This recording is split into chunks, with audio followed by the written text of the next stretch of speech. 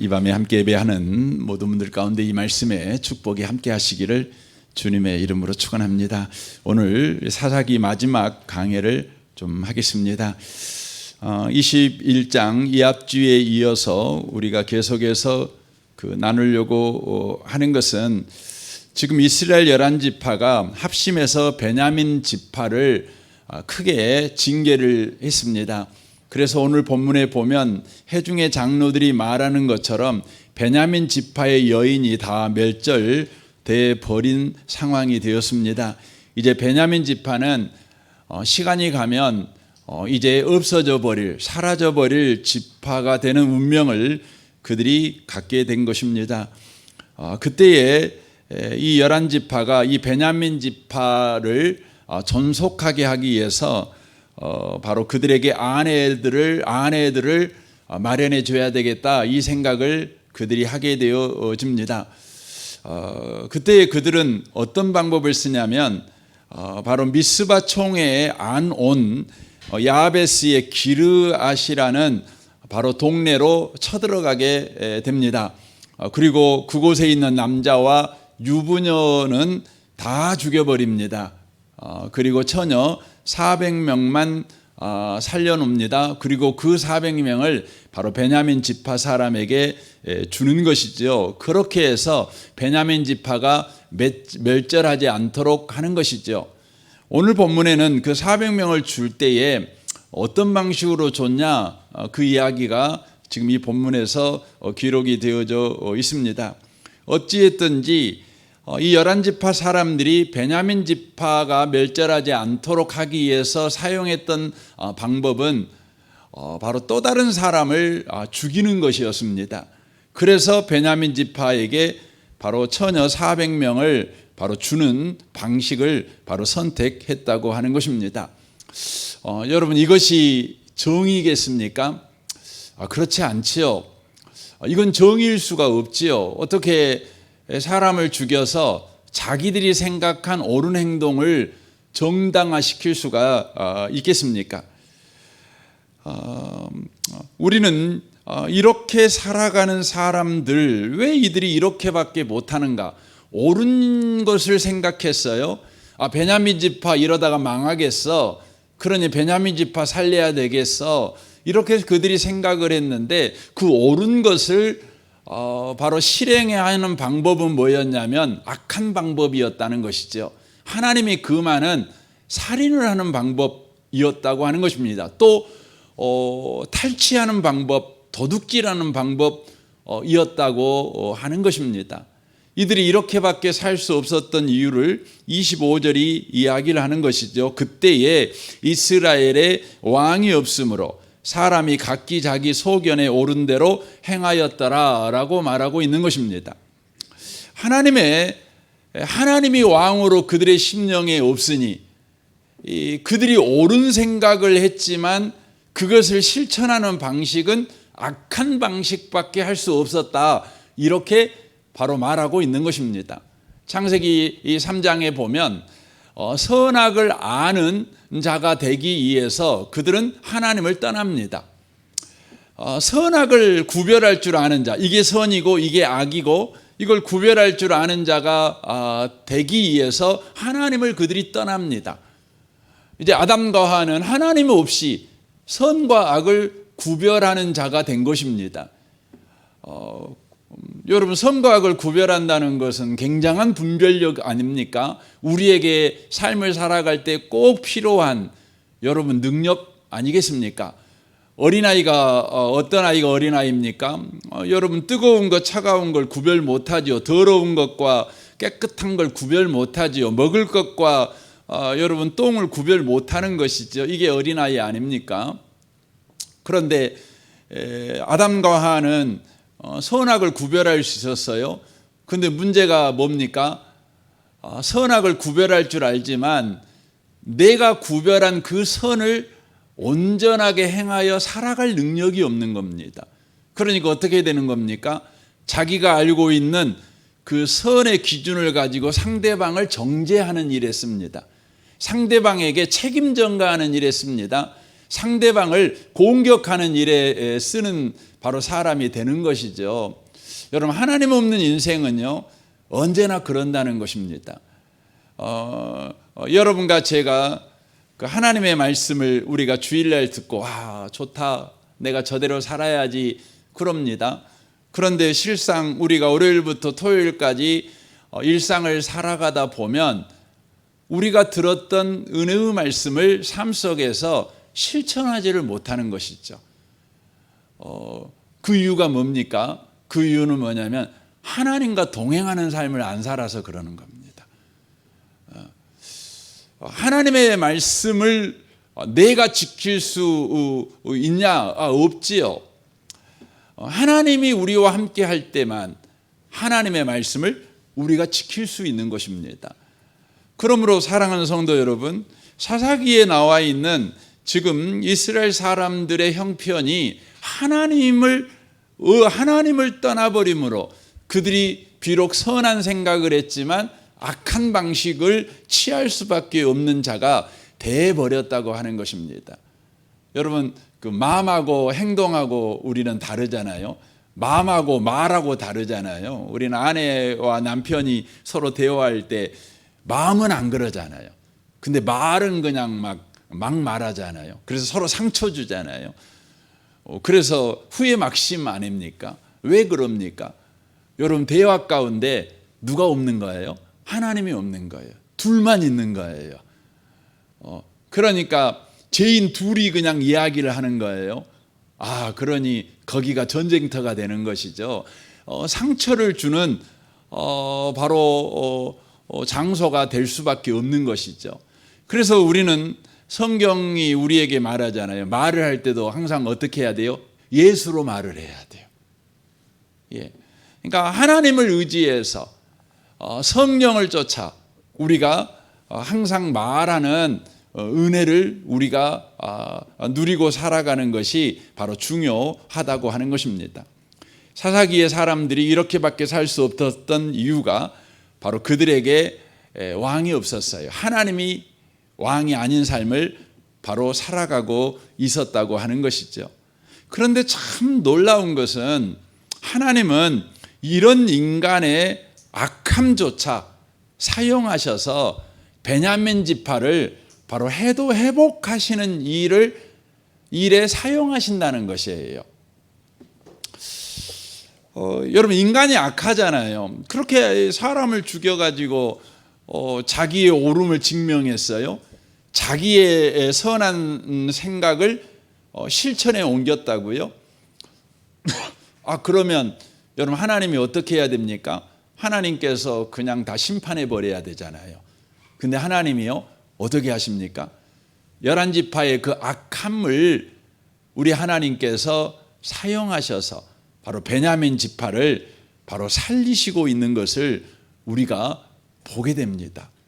이게 여러분, 하나님의 신비입니다. 하나님의 은혜입니다. 여러분, 은혜라고 하는 것은 우리가 죄진 것을 눈 감아버리고 그냥 하나님께서 그냥 오냐오냐 했다, 이 표현이 아닙니다. 은혜라고 하는 것에는 반드시 뭐가 있냐면 예수의 십자가가 있는 거예요.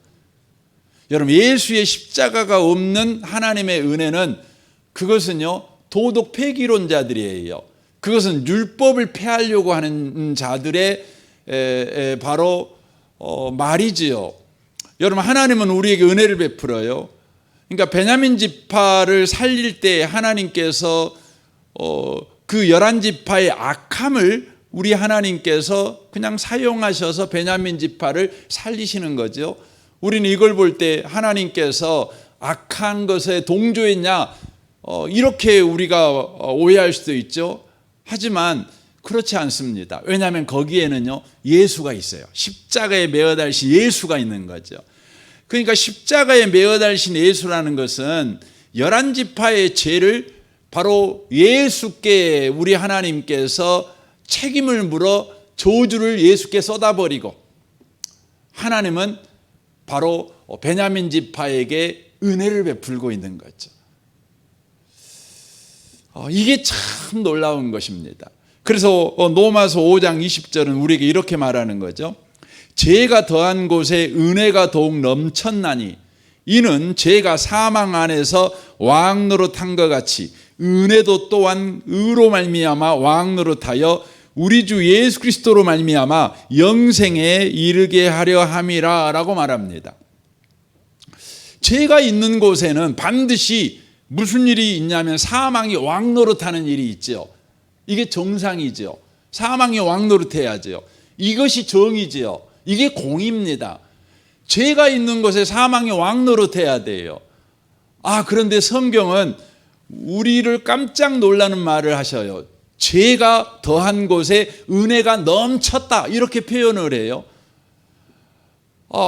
하나님의 공의는 죄가 있는 곳에 사망이 왕 노릇하는 것인데 하나님의 공의가 무너져 버린 같은 말씀을 지금 하고 있는 거죠. 무슨 말이냐면 죄가 더한 곳에 은혜가 넘쳤다 이렇게 말을 하는 거죠.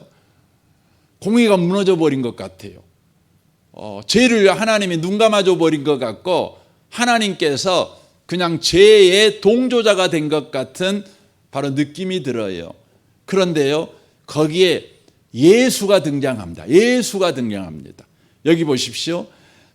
은혜도 또한 의로 말미암아 왕 노릇하여 우리 주 예수 그리스도로 말미암아 영생에 이르게 하였노라 라고 말씀합니다. 여기에 하나님의 의가 나옵니다. 여기서 하나님의 의라는 것은 하나님의 의지를 표현하는 단어입니다. 그러니까 죄를 지은 인간에게 하나님의 공의는 뭡니까? 죄를 지은 인간에게 사망이 왕 노릇하는 거예요. 사망이 왕 노릇하는 거죠. 이 사망이 왕 노릇한다는 의미는요, 죄를 지으면 곧바로 죽는다 이 표현이 아니라 죽음 같은 인생을 계속해서 살아요. 그러다가 마침내 죽는 거예요. 이게 사망이 왕 노릇하는 거죠. 그런데 그 곳에 하나님의 강력한 의지가 쳐들어와요. 그 의지가 뭡니까? 죄를 지어 사망이 왕 노릇하는 저 죄인, 저 나의 백성을 내가 구원하고야 말겠다. 이 의지가 개입이 되는 겁니다.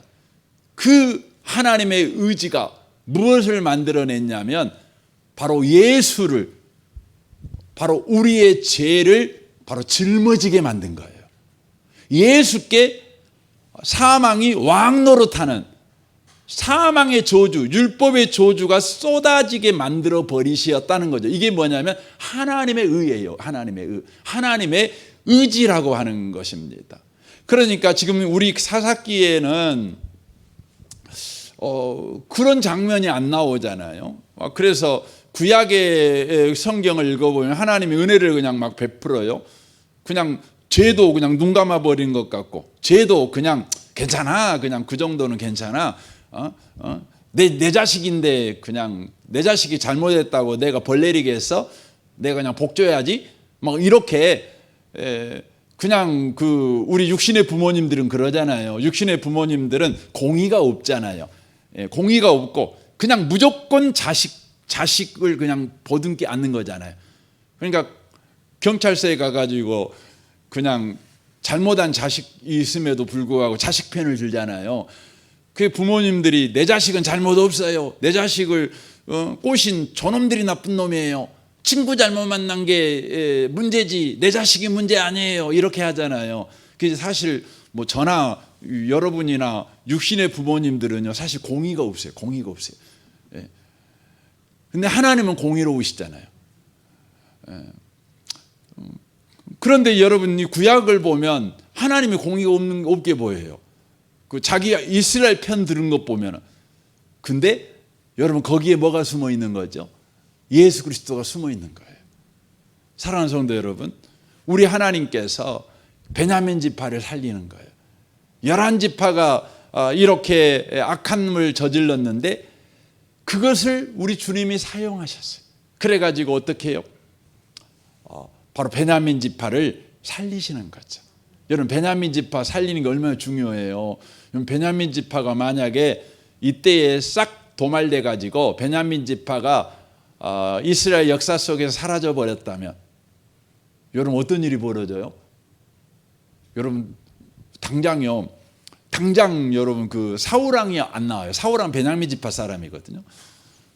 또 여러분 신약에서 여러분 여기 우리 한국까지 복음이 오게 하는 일에 하나님께서 썼던 유명한 사도가 있잖아요. 그게 누구예요? 바울입니다. 바울이 누구 지파예요? 베냐민 지파지요. 그게 빌립보서 3장에서 자기를 뭐라고 소개해요? 나는 베냐민 지파 사람이다. 그걸 소개하는 거죠. 그리고 여러분 다윗이 나중에 왕이 되잖아요. 왕이 됐을 때에 다윗을 여러분 옹이하고 그리고 이스라엘이 두 동강 날 때에도 유다 지파를 끝까지 지지했던 지파가 있어요. 그 지파가 어디예요? 베냐민 지파예요. 그러니까 베냐민 지파가 없었으면 여러분 큰일 날 뻔했어요. 근데 우리 하나님께서 이렇게 은혜로 이렇게 해 가시는 것을 우리가 보게 되어진다는 것을 우리가 알게 됩니다. 이 사사기는 여러분 하나님 없는 인간이 얼마나 악할 수 있는가 이걸 보여주는 거죠. 그럼에도 불구하고 그 속에 하나님께서 자기 백성을 은혜로 덮으시는 그 끊임없이 흘러가는 하나님의 은혜의 역사가 바로 기록이 되어 있는 거예요. 기록이 되어 있는 겁니다. 그래서 여러분 예수 믿는 저와 여러분요, 이 사사기를 볼 때 남 이야기가 아니거든요. 사실 우리 이야기입니다. 그래서 사사기와 같은 삶을 또 현실을 저와 여러분이 살아간다고 할지라도 나의 악함만 내 인생에서 막 힘을 쓰고 다니고 내 인생의 실수와 실패만 내 인생에 가득가득 내 인생을 만들어가고 있는 것이 아니라 보이지 않는 하나님의 은혜가 내 인생 속에 더 강력하게 일하여서 바로 내 인생을 바로 하나님의 계획대로 만들어가고 있다는 것을 이 사사기가 말씀하고 있는 거예요.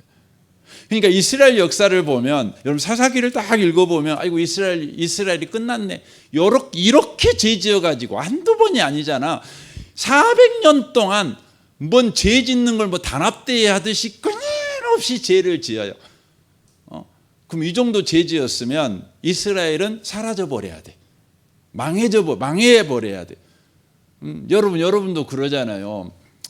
여러분 인생을 살아갈 때 수많은 사람들을 만나게 될 것인데 여러분 주변 사람들 가운데 여러분한테 잘못을 하는데 한 번 정도는 아이고 뭐 실수할 수 있겠지. 그럼 2번 해요. 3번 해요. 4번 해요. 5번 해요. 그러면 그거 뭐예요? 그놈은 나한테 온수짓 하려고요. 작심을 한 놈이에요. 여러분 그런 놈은 어떻게 돼야 된다고 여러분 속으로 생각해요? 저런 놈은 망해야 돼요. 빨리 죽어야 돼요. 그래서 무등산 호랑이는 뭐하고 있는지 몰라. 이런 속으로 이런 생각을 하는 거예요. 사라져 버려야 되는 존재들이죠. 근데 이스라엘 민족이 그래요. 하나님 앞에 뭐 처음에 잘못하면 아이고 좀 실수했나 보다. 근데 2번, 3번, 4번, 5번, 6번, 10번, 20번, 100번, 1000번, 10,000번 계속 똑같은 짓만 하고 있는 거예요. 그러면 여러분 이스라엘은 어떻게 해야 돼요? 사라져야 돼. 이건 도움이 안 돼. 이런 민족은요 있어봤자 종자 자체가 악한 놈이라 이런 존재는 있으면 안 돼. 근데 놀라운 건 사사기에서 성경이 안 끝나고 룻기로 가요. 그리고 사무엘 상하로 가요. 그리고 열왕기 상하로 가요. 놀라워요. 역사가 계속되는 거예요. 살려있어요. 살아있어요. 왜 그래요? 그들이 한 일보다요 하나님의 한 일이 더 힘이 세요. 그들이 한 죄의 힘보다 바로 하나님이 의지를 가지고 그들의 인생을 버리지 않고 참아주시고 그래도 은혜 베풀어 주시는 바로 그 은혜의 힘이 더 크다는 거예요. 이것은 오늘날 저와 여러분에게도 똑같아요. 여러분과 제가 저지르는 실수의 힘보다 악함의 힘보다 여러분 하나님이 지금 여러분의 인생 속에 역사하고 있는 은혜의 힘이 훨씬 커요. 여러분과 제가 이걸 놓치시면 안 돼요. 이게 사사기가 가르쳐주는 결정적인 이야기가 뭐냐면 그 이야기를 하는 거예요. 사사기를 우리가 그냥 눈으로 보면 못 쓰겠어. 아이, 못 쓸 놈들 이렇게 하고 사사기를 덮어버리죠. 그리고 나는 이렇게 안 살 거야. 이렇게 각오하고 결심하고 사사기 덮어버릴 거예요. 근데 사사기의 핵심은 뭐냐면 하나님의 은혜가 더 크다. 이걸 말씀하는 거예요. 그래서 여러분과 제가 어떤 기도를 할 수 있어요? 여러분 사사기의 이스라엘 백성은요 정말 뻔뻔해요. 죄 짓고도요 이런 기도를 해요. 이스라엘 백성이 그러거든요. 사사기의 역사는 이때로 끝나는 것이 아니라 이스라엘 역사 내내 반복돼요. 또 근데도 이스라엘 사람들은요 하나님을 아는 까닭에 이들은 이렇게 기도해요. 그 대표적인 기도가 뭐냐면 이사야의 기도입니다. 이사야 64장 기도인데 한번 좀 보겠습니다.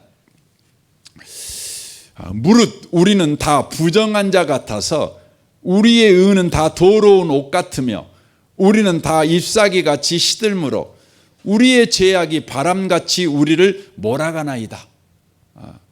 주의 이름을 부르는 자가 없으며 스스로 분발하여 주를 붙잡은 자가 없사오니 이는 주께서 우리에게 얼굴을 숨기시며 우리의 죄악으로 말미암아 우리가 소멸되게 하셨음이니이다. 그러나 여호와여 이제 주는 우리 아버지시니이다. 우리는 진흙이요 주는 토기장이시니 우리는 다 주의 손으로 지으신 것이니이다. 여호와여 너무 분노하지 마시오며 죄악을 영원히 기억하지 마시옵소서. 구하오니 보시옵소서. 우리는 다 주의 백성이니이다 라는 기도입니다. 여러분과 제가 해야 될 기도지요. 우리가 사사기에 나와 있는 이스라엘 백성들처럼 우리의 심령에 하나님을 왕으로 모시지 않고 나 자신을 왕으로 모시는 인생을 사는, 여기 표현대로 말을 하면 더러운 옷과 같은 자고 시들어가는 잎사귀 같은 그런 자입니다. 주의 이름을 부르지도 않고 주님을 붙잡지도 않는 그런 자입니다. 그러나 우리는 누구입니까? 우리는 하나님이 만드신 하나님의 자녀라는 것입니다. 하나님, 내가 그렇게 삽니다. 또 죄집니다. 또 실수합니다. 안 하겠다고 내가 그렇게 다짐해도 또 그 다음날 되면 언제 내가 그랬냐는 식으로 또 개가 토한 걸 또 먹듯이 또 그럽니다. 나도 내 자신을 생각할 때 더럽습니다. 얼척도 없고요.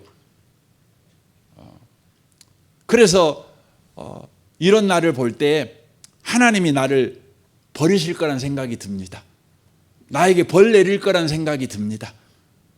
주님이 벌 내릴 때 내가 왜 이런 벌을 받아야 됩니까? 나 이렇게 변명도 못 하겠습니다. 그러나 하나님은 내 아버지 아닙니까?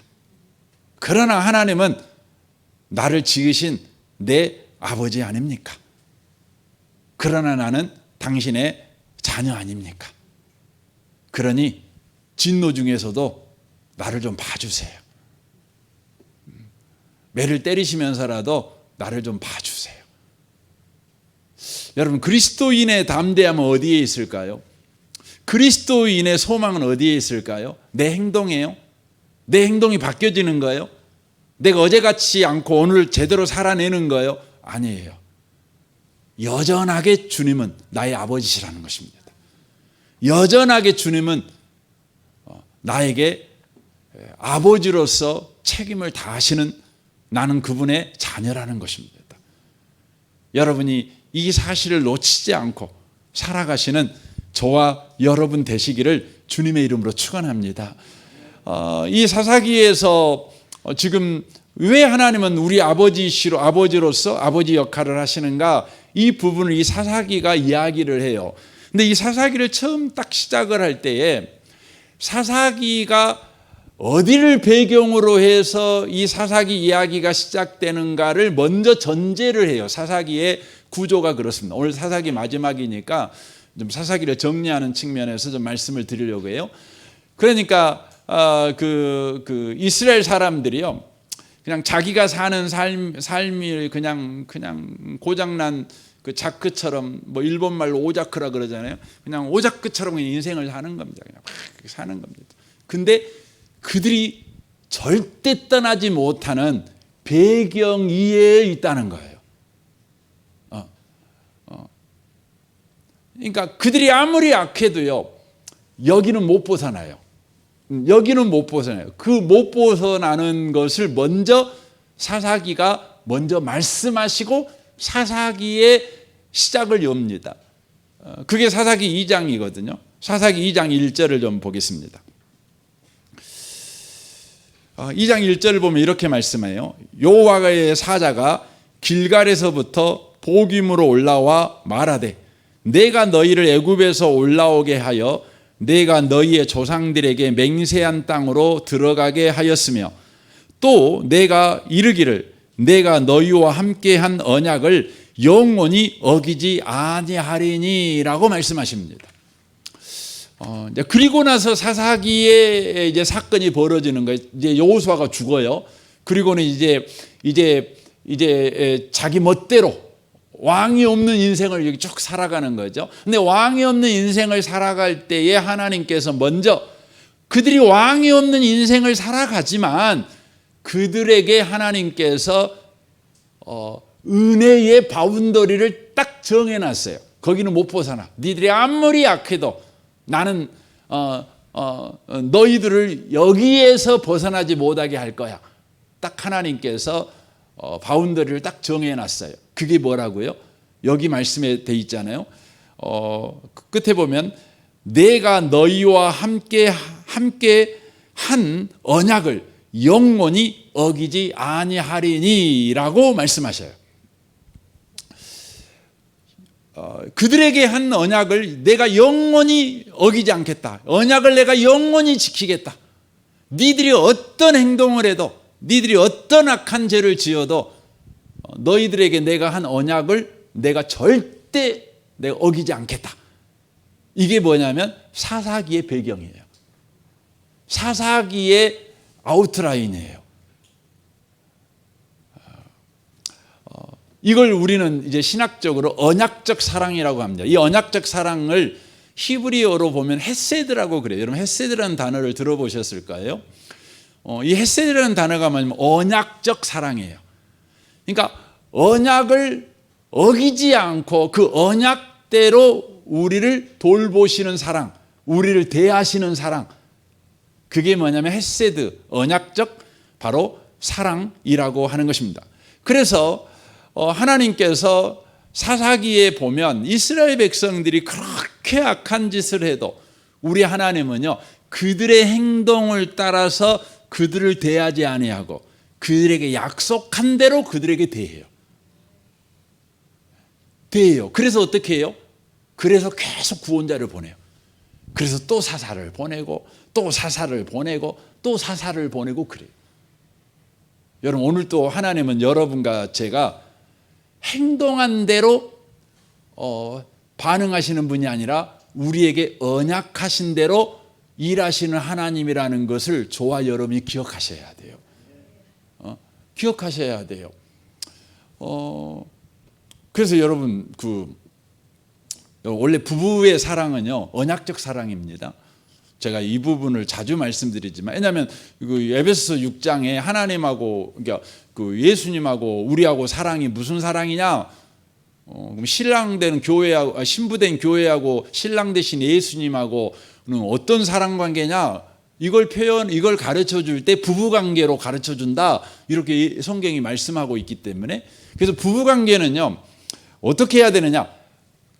그 남편이 한 행동대로 반응하는 건 뭐예요? 그건 언약적 사랑이 아니에요.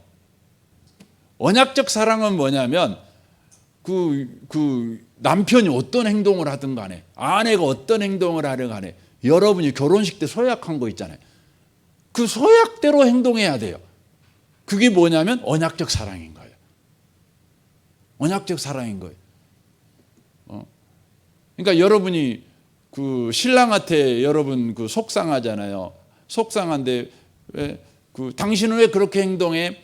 이렇게 따질 때 여러분 따질 때 기준은 딱 한 가지밖에 없어요. 결혼 서약서 갖고 와갖고 보여주면서 왜 당신은 결혼 서약서대로 안 해? 이렇게 따질 수는 있겠죠. 왜 돈 안 벌어다 줘? 이런 건 따질 일이 아니에요. 왜 화장실 청소 안 해? 이건 따질 일이 아니요. 왜 양발을 세탁실에 세탁기입니까? 세탁기에 안 넣어?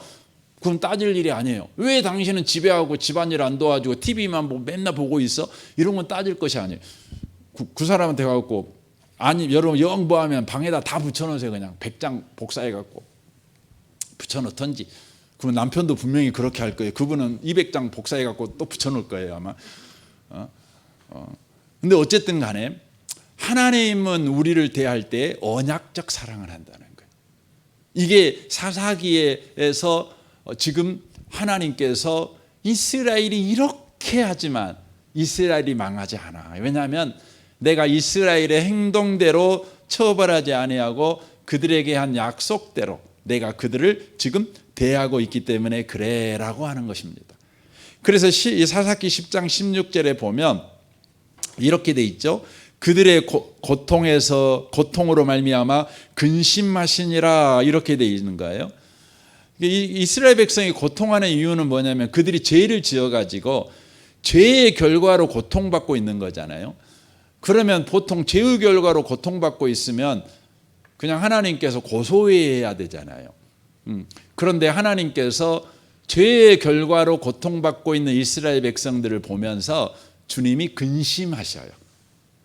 이 근심한다는 말은요, 걱정한다는 말이 아니라 긍휼히 여기신다는 거예요. 애간장을 녹인다는 표현이 있잖아요. 우리 하나님이 창자가 끊어지는 것 같은 고통을 느끼는 거예요. 아, 저들을 내가 반드시 내가 저들에게 약속한 대로 내가 사랑하고야 말 거야. 저들이 죄를 지어가지고 저런 고통, 나를 계속 떠나려고 저렇게 몸부림을 치지만 내가 반드시 저들을 내가 약속한 대로 저들을 구원하고 내가 저들을 사랑하고 저들에게 인내하고 내가 저들을 지키고 내가 저들에게 복을 줄 거야. 내가 바로 목적한 그 목적에 반드시 이르는 사람이 되게 할 거야. 이렇게 지금 하고 있다는 것을 말씀하고 있다고 하는 것입니다. 이게 사사기에서 아주 중요한 것입니다. 그리고 사사기의 결론이 뭐냐? 사사기의 결론은 뭐냐면 결국은 예수님을 바로 기다리게 만드는 것이 사사기의 핵심 메시지라는 것을 우리가 놓치시면 안 돼요. 왜냐하면 히브리서의 11장에 보면 이 사사기에 나오는 사사들의 이름이 등장해요. 히브리서는 11장은 믿음의 전당 아닙니까? 믿음의 사람들이 등장하고 있어요. 근데 거기에 보면 기드온, 바락, 삼손, 입다 이 사람들이 등장해요. 여러분 기드온, 바락, 삼손, 입다 이 사람들이 믿음의 사람입니까? 아니에요. 여러분 우리가 생각할 때 믿음의 사람이라고 보기는 어려워요. 그럼에도 불구하고 히브리서 11장에 이들을 믿음의 사람이라고 기록해 놨어요. 왜 그랬을까요? 그 이유는 이것입니다. 하나님께서 그들을 사사로 세웠어요. 사사로 세웠어요. 하지만 그들은 엄격하게 보면 사사로서 실패한 인생을 산 사람들이에요. 그러므로 이 사사들은요, 자기가 하나님에게 사사로 부르심을 받아 사사 일을 할 때에 자기 자신들이 이스라엘을 구원해 낼 수 있는 구원자라고 생각을 했겠죠. 하지만 자기들의 실수를 보고 실패를 보고 그들은 뭘 기다렸을까요? 주님, 나는 진짜 구원자 아닙니다. 진짜 구원자를 보내주세요. 여러분 이게 뭐예요? 이게 믿음인 겁니다. 이게 진짜 믿음이라는 것입니다. 그래서 이 사사기의 마지막 이제 16장까지는 사사들의 이야기인데 17장부터 21장까지는 그 이스라엘 민족 이스라엘 민족이 어떻게 살았느냐를 기록해 놓은 책이라고 말씀드렸잖아요. 근데 17장부터 21장까지 그 등장하는 지명이 있어요.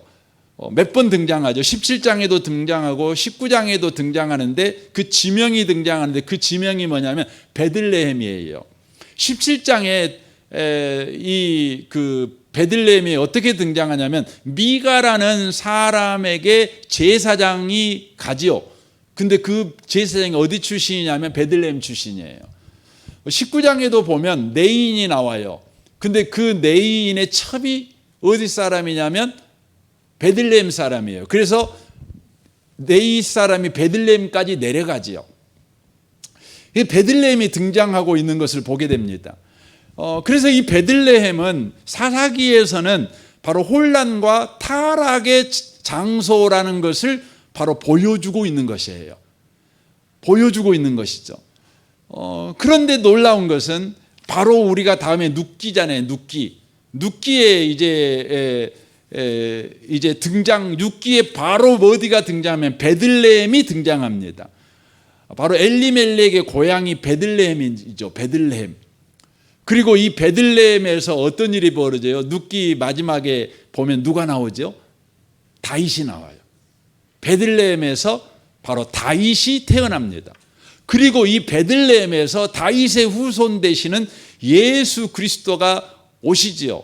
그래서 미가서 5장 2절에 이렇게 말합니다. 베들레헴 에브라다야, 네게서 한 사람이 나와서 이스라엘의 다스릴 자가 되리라 라고 돼 있어요.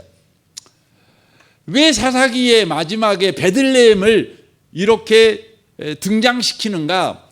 그것은 타락과 혼란의 이 베들레헴에서 참된 왕, 구원의 왕, 바로 참된 구원자가 바로 자라고 있다, 나타날 것이다.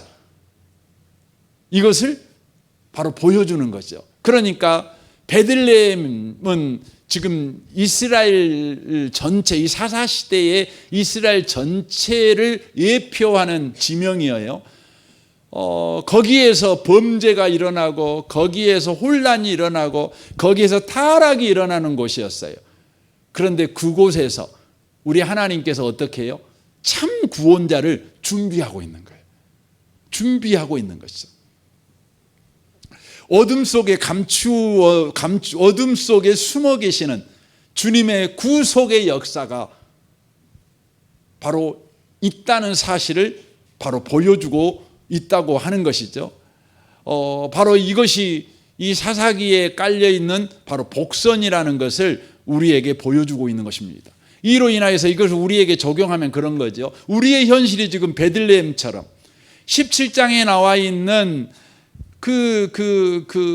자기의 직분을 잃어버린 제사장처럼 19장에 나와 있는 자기의 직분을 잃어버린, 거룩을 잃어버린 제사장처럼, 네인처럼 우리가 그렇게 살아갑니다. 우리의 현실이 그렇습니다. 우리의 현실이 사사기의 베들레헴 같습니다. 그런데 이 어둠의 우리의 현실 그 밑바닥에서 우리 하나님께서요 바로 참된 구원자를 준비하고 있다는 거예요. 구원의 역사를 바로 시작하고 있다는 것입니다. 그래서 우리에게 뭘 말하고 있는 거죠?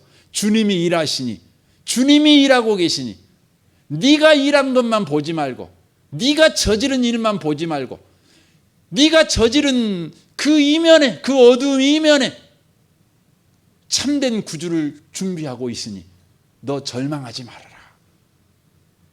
거울에 비치는 너만 보고 절망하지 말아라. 너의 더러운 언어 습관만 보고 절망하지 말고, 아무리 고치려고 해도 고쳐지지 않는 너의 그 습관적인 행동, 너의 습관적인 좌절, 너의 습관적인 우울, 너 그것 때문에 너 넘어지지 말아라. 주님이 일하고 계신다. 주님이 참된 구원자를, 참된 구원을 너에게 베푸시기 위해서 은혜를 시작하고 있다. 지금 이렇게 이야기하는 것입니다. 그러므로 사랑하는 성도 여러분, 오늘 사사기를 여러분 마무리합니다. 여러분 사사기 처음부터 끝까지 읽으면요 은혜되는 건 하나도 없어요. 인간이 뭐 이렇게 되는 거야 이런 생각밖에 안 들어요. 그런데 그 밑바닥에 은혜가 시작되고 있다는 거예요. 그래서 하나님이 말하는 거죠. 범죄한 이스라엘아, 너의 범죄 때문에 절망하지 말아라. 하나님이 은혜의 일을 시작하고 있다. 그러니 너의 문둥병처럼 죄로 문드러져 버린 너의 인생을 가지고 바로 구원의 하나님을 바라봐라. 이렇게 주님이 말씀하는 것이 사사기입니다. 오늘 이 말씀이 여러분 귀에 들리시기를 주님의 이름으로 축원합니다. 아멘. 우리 같이 기도하겠습니다.